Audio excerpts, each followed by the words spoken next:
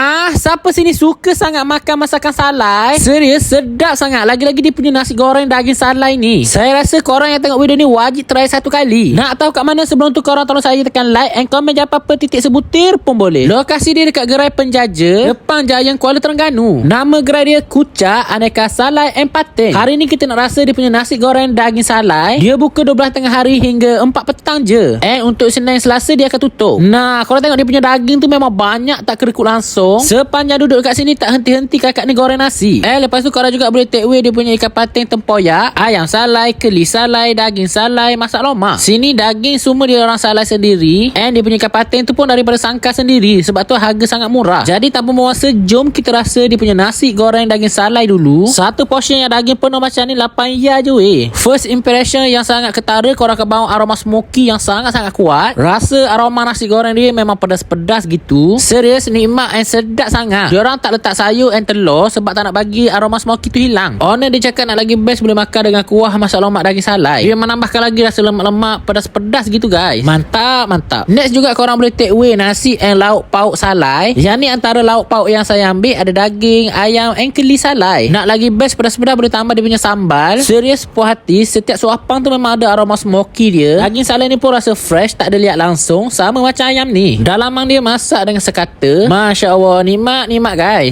Untuk keli biasanya saya tak makan sangat yang salai sebab saya pernah makan yang rasa asap dia kuat sangat, rasa pahit. Tapi yang ni tak ada langsung rasa pahit, fresh je boleh gigit, wangi-wangi smoky gitu. Serius, saya sangat puas hati. Jadi korang jangan lupa datang dekat Gerai Penjaja, depan Giant Kuala Terengganu, Kucha Aneka Salai and Pating. Let's go guys.